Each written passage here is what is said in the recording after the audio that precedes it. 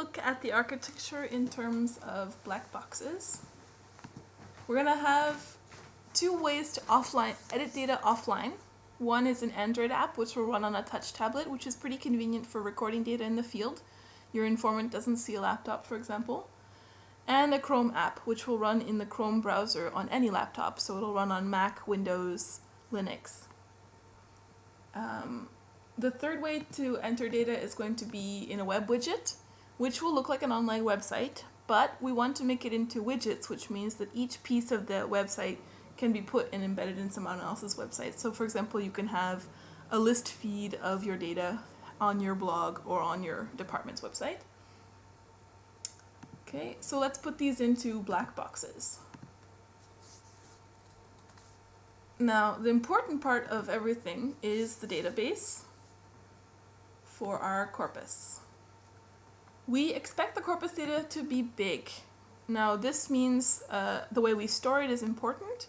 We're going to look for a storage solution that allows us to store a lot of data and to shard the data. Shard means to cut the data into pieces so that some of it's in different servers and things like that to grow and contract in size without having painful wait times, for example. So we have the corpus database and we expect it to be big. We expect to be maximally 2 gigs perhaps per team. So a team is a group of people who are working on a project together. We also plan to have a lexicon. Think of a lexicon as a loosely connected network of allomorphs, morphemes, and glosses. Anyone can implement. We'll let anyone use their own implementation of a lexicon, and all we know is that the lexicon has to be fast because we want to use it for search. We want to make sure that it's fast because we want to do automatic glossing and try to save the user time when they enter data. So let's stick that into a lexicon server, and we can use existing lexicons or existing designs of lexicons from other people just by wrapping them into a server like that. And we're going to have a local copy of the lexicon in each of the apps, a nice small local copy, which means it's going to be much faster to run. And basically the relationship between the lexicon database and the apps is that it can run a fetch and pull down the most recent copy of the lexicon. At the moment, we're not going to let them edit the lexicon through that method. So let's put our corpus database into a server, into a black box. And we're going to let the 3 apps access it by a diff mechanism. So we're expecting to use Git version control on the corpus, which allows you to see line by line colored differences of what different team members have added or removed from the corpus. So it allows you to track changes really easily. So we'll have a diff mechanism which will take the local copy and compare the changes for this main central server copy and push the changes when you hit sync. Overnight, we expect to have a training process, or depending on how long it takes, we could run it more frequently, which will crunch through the database and learn new glosses and lexicon items automatically to put into the database.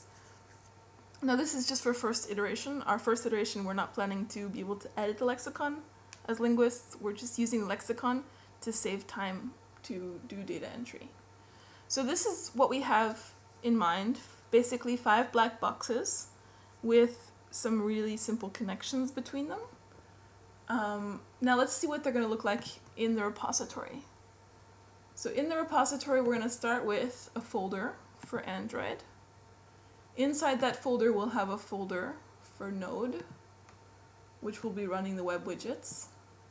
Inside that folder, we're going to have a Chrome extension. And finally, inside of everything in the deeper folders, we'll have an HTML5 web app, because we hope to be about 90% of the code is going to be HTML5, and that's what's going to make it run in all 3 places in Android on a Node.js server, which is the equivalent of PHP, by the way, but it's written in JavaScript, and in Chrome. we're going to have a local storage copy of a lexicon. Local storage can handle roughly 2.5 megabytes of space. So if the lexicon gets bigger than that, we're going to have to look for another solution. We're going to have a level DB implementation in the Android. Level DB is a key value store database, which is essentially kind of like it's half between a flat file and half between a SQL database.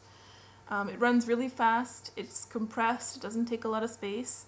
It manages memory smart, so some of the memory is in RAM, some of the memory is in on file, so it manages it pretty well. And the Node.js app is able to use the exact same code that's going to be written in the Android code. What we're going to do about the Chrome, on the other hand, is a little bit of an open question. Essentially, we might use flat files in Chrome to store the corpus, the local copy of the corpus, or we might try an implementation called inodedb, but as far as we know, it's not finished implementation yet. But when it will be done, it actually is based on level DB, so it is the same technology for the Chrome.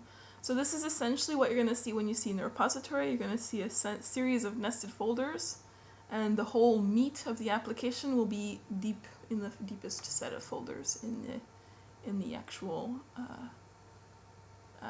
HTML5 folders.